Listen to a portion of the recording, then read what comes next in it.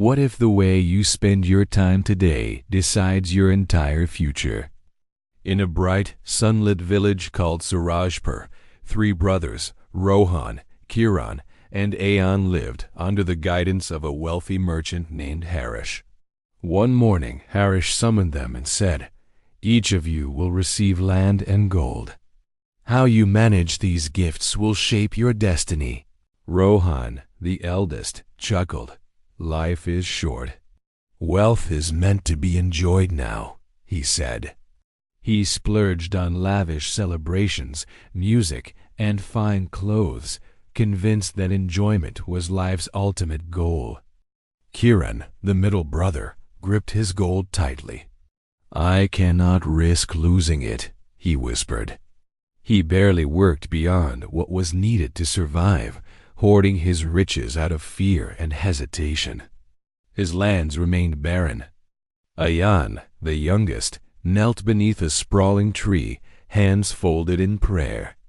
"Guide me to use these gifts wisely," he said softly.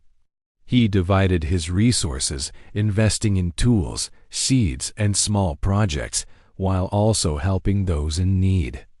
Every day, he kept a detailed record of every seed planted and every coin spent. Seasons passed. Rohan's initial fortune dwindled, eaten up by parties and luxury. Kiran's wealth stayed untouched, but his lands were overrun with weeds. Meanwhile, Ayan's consistent labor and thoughtful giving bore fruit. Green fields, thriving livestock, and a reputation for fairness and generosity. One evening, the brothers met by the river that separated their lands. Rohan boasted, "I enjoyed every coin." "What good is gold if not for pleasure?" Kiran shook his head. "I preserved my wealth, but gained nothing." Ayan looked calmly at them. "Rohan, temporary pleasure fades quickly." Kiran, "Fear preserves nothing. True growth comes from steady, thoughtful effort." Rohan frowned.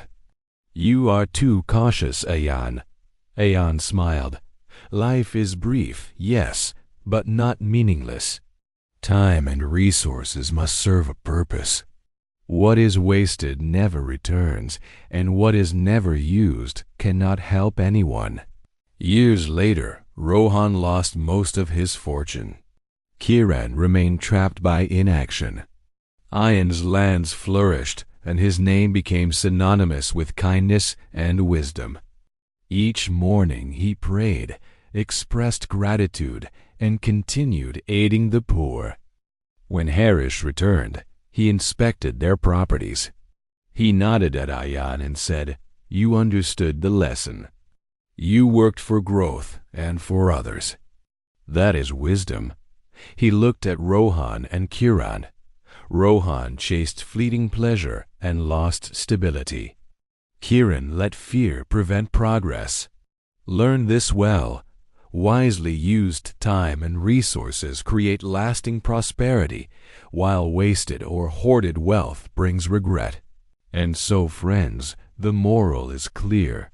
Invest your time and energy with purpose. Work diligently, help others, and maximize what you are given.